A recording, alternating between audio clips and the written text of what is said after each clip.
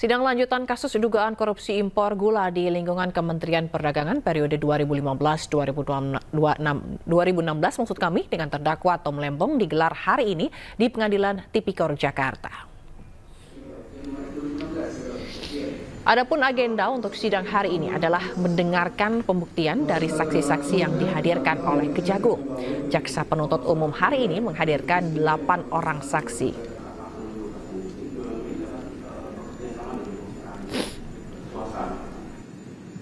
Kalau di pasarnya dibuka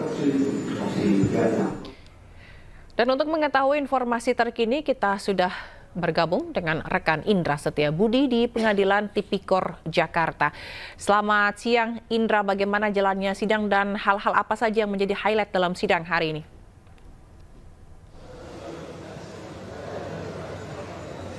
Baik, selamat siang Zila dan juga pemirsa. Dapat kami informasikan bahwa hari ini Tipikor mengadakan sidang lanjutan dari Tom Lembong yang mana kasus tindak pidana impor gula yang mana merugikan sebesar 570 miliar rupiah dalam periode 2015-2026 silam. Dan baru saja tadi pukul 11 waktu Indonesia Barat persidangan juga sudah dimulai, yang mana Tom Lembong dihadiri dengan sejumlah pengacara juga sudah tiba dengan menggunakan baju biru maupun juga celana meja tanah hitam maksud kami, dan juga daripada saksi ini sebanyak 10 orang yang akan diagendakan hadir pada hari ini untuk membacakan sejumlah saksi yang ditanyakan oleh pihak dari jaksa penuntut umum. Namun dari 10 saksi ini baru saja yang tiba hanya berkenan hadir ini baru 8 saja, Zila dan juga pemirsa, yang mana ini dari 8 saksi ini dari berbagai klaster, Zila dan juga pemirsa, yang mana ini ada dari klaster BKPM, ini adalah Lestari Indah dan Roro Reni Fitriani, maupun juga ada klaster dari Bea Cukai, ini juga ada Mutadi, Wahyudi, Agus, dan juga Rucito, dan juga maupun ada klaster dari BUMN maupun juga dari klaster BPS, yakni ada Muhammad Firman Rifai, yang mana para saksi ini membuka tabir selama proses dari tahun 2015-2016 ini adakah keterkaitan dalam proses distribusi maupun impor yang dilakukan dari mantan Menteri Perdagangan yakni Tom Lembong kali ini.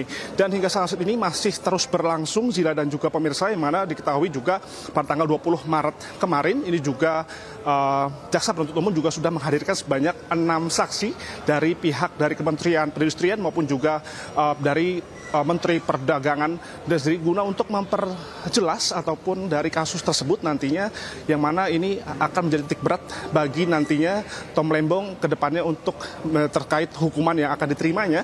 Dan yang menariknya lagi, Zila dan juga pemirsa, bahwa dalam tanggal 20 Maret kemarin ini juga ada yang menarik, bahwa dari pihak dari saksi Robert Binartio ini kebijakan gula yang dilakukan Tom Lembong ini tidak merugikan dari petani, yang mana ini sangat masih dalam simpang siur sekali dalam proses sidang yang dilakukan dari tindak lanjut tindak pidana korupsi yang dilakukan oleh Tom Lembong ini yang merugikan negara sebanyak 570 miliar. Dan hingga sampai saat ini proses masih terus berlangsung dan baru 2 saksi saja yang masih membacakan saksi ataupun memberi penjelasan terkait dari kasus dugaan tindak pidana korupsi yang dilakukan oleh Tom Lembong dalam dugaan impor gula. Dan kami nanti akan informasikan kembali apa saja sih poin intinya dari terkait kasus ataupun bacaan dari para saksi ini, dan nanti kami akan sampaikan dikarenakan ini sidang masih berlangsung dan sidang sendiri masih berlangsung secara terbuka. Sekian, Zila.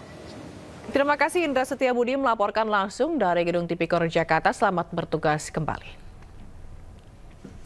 Ya pemirsa, Tom Lembong terjerat kasus impor gula karena terbitkan izin impor yang dianggap tidak sesuai aturan. Atas izin yang diterbitkannya, Tom Lembong diduga merugikan negara hingga 578 miliar rupiah.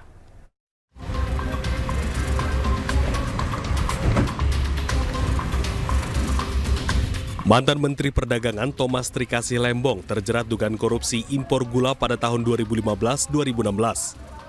Tom Lembong dituduh melakukan perbuatan melawan hukum dengan menerbitkan surat persetujuan impor gula mentah pada tahun 2015 hingga 2016. Kejaksaan Agung menyebut Tom Lembong menerbitkan surat itu tanpa didasarkan rapat koordinasi antar kementerian. Surat yang diterbitkan Tom Lembong diberikan kepada 10 orang yang juga menjadi tersangka kasus korupsi impor gula. Akibat keputusan itu, Tom Lembong dituduh telah memperkaya 9 pihak swasta dan merugikan negara. Meski 9 tersangka telah mengembalikan uang tersebut, namun mereka tetap diproses hukum bersama Tom Lembong. Total kerugian negara yang diakibatkan atas kasus ini adalah 578 miliar rupiah. Meski seluruh dakwaan telah dibacakan oleh jaksa penuntut umum, namun kuasa hukum Tom Lembong mengajukan eksepsi dan menolak seluruh dakwaan jaksa. Dari Jakarta, Tim Liputan iNews melaporkan. Polisi menangkap 2 tersangka yang terlibat dalam kasus pembakaran mobil milik polisi di Jalan Kampung Baru Harjamukti, Kota Depok. Kedua pelaku ditahan di Polda Metro Jaya.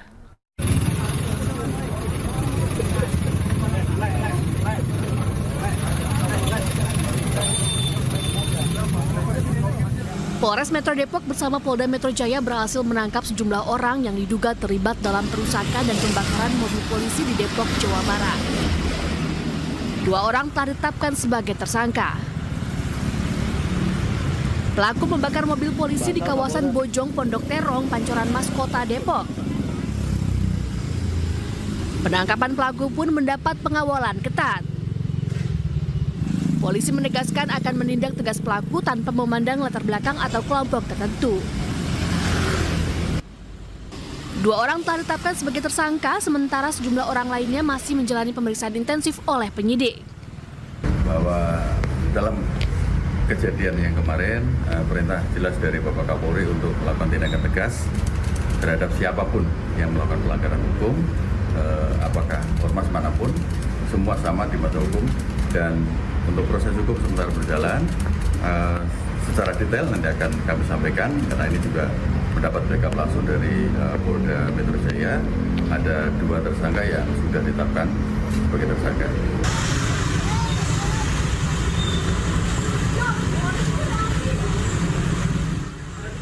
Sebelumnya, 3 mobil polisi dibakar massa saat menangkap seorang pelaku penyerobotan lahan dan kepemilikan senjata api di Depok, Jawa Barat.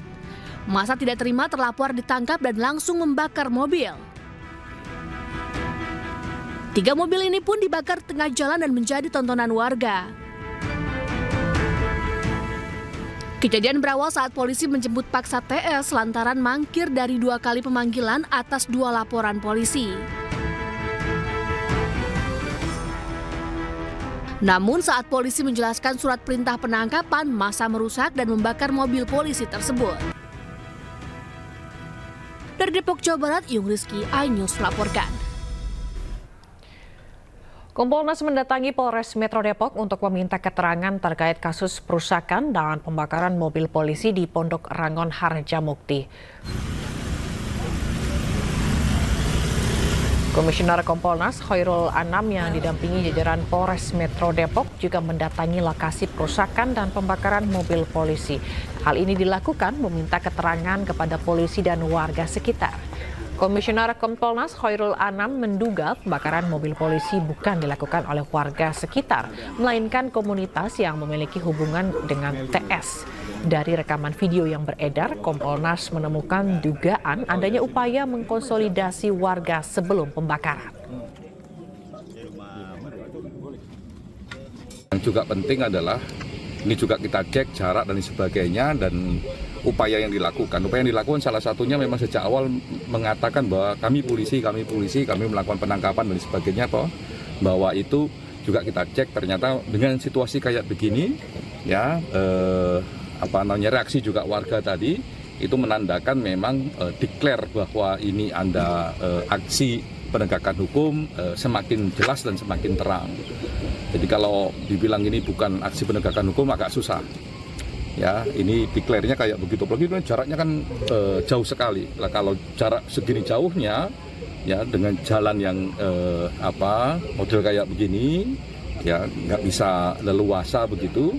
Ya itu ya susah kalau nggak mendeklar bahwa dirinya adalah polisi dan ini penegakan hukum. Dan itu penting. Jadi sejak awal memang dinyatakan ini fungsi penegakan hukum dan harusnya memang patuh